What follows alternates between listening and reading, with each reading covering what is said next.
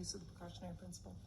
Thank you. I'm just curious to understand, is it a precautionary approach for Woodside or is it for the environment? Because when, most Australians who've spoken to us, would assume that a precautionary approach means not approving a project until you're sure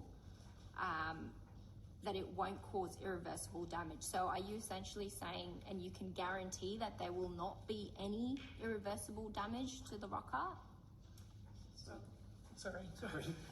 So I want to step that through for you because it's a bit complex. So in this project in the Mini, there's high uncertainty.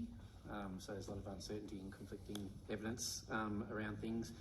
There was evidence to suggest that there's likely industrial emissions impacts somewhere. Where from, to what extent, all that sort of stuff, actually very hard to pin down. The Minister's job in that circumstance is therefore to condition to reduce the risk of a significant impact occurring, and on that basis the proposal is acceptable. So he's trying to condition to get it below that significant impact and reduce the risk of that happening.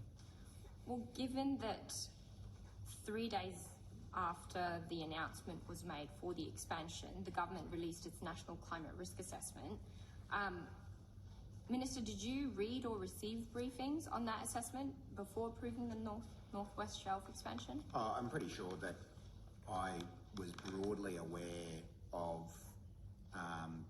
the likely findings of that National Climate Risk Assessment.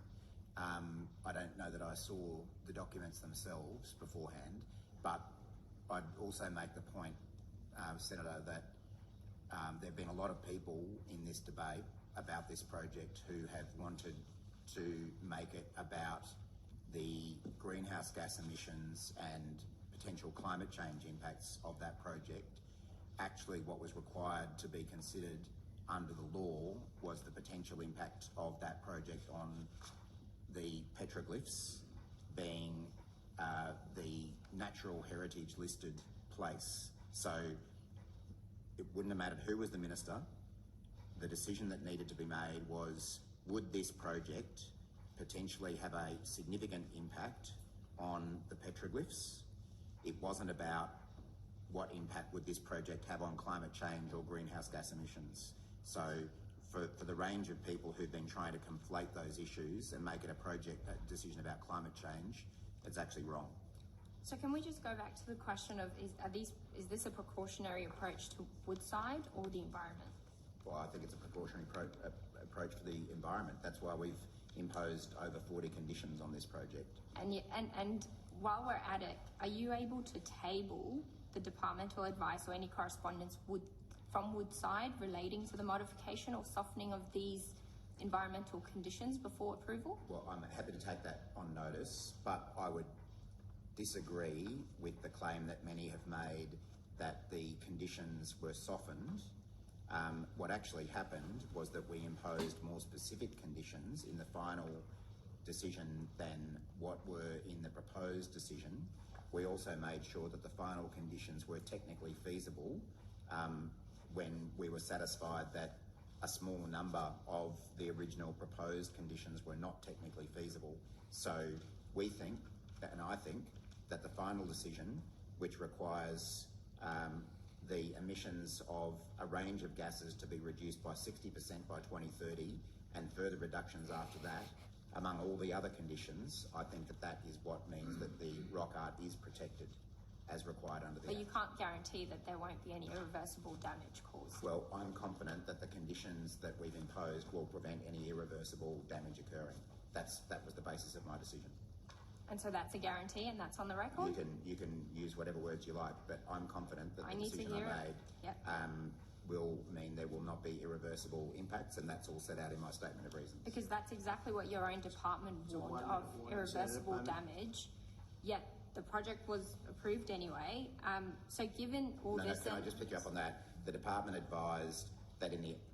effectively advised that in the absence of conditions, it may have irreversible significant impacts. I can't remember the exact wording, unacceptable impacts, and that's why we imposed those conditions to prevent that unacceptable impact occurring.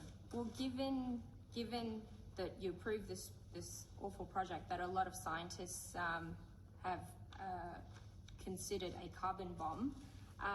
Will you commit to an independent review in the decision-making process to ensure that political convenience did not override what's best for the environment? Well, I think there are inbuilt review mechanisms into this decision from memory. Yeah, so Senator, I'm not sure exactly what kind of review that you are looking at, but there are various mechanisms within the conditions around ensuring, obviously, continuous monitoring. We have built in that Woodside has to undertake audits of its data and information. They have to be very transparent about their emissions that they're releasing.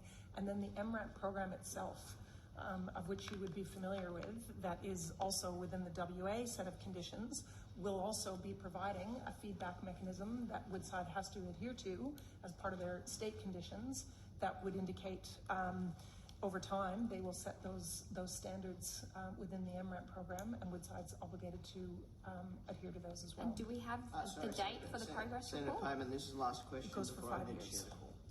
It's not end of 2026? It's entering its third year of a 5-year program. Okay, thank you. Thank you.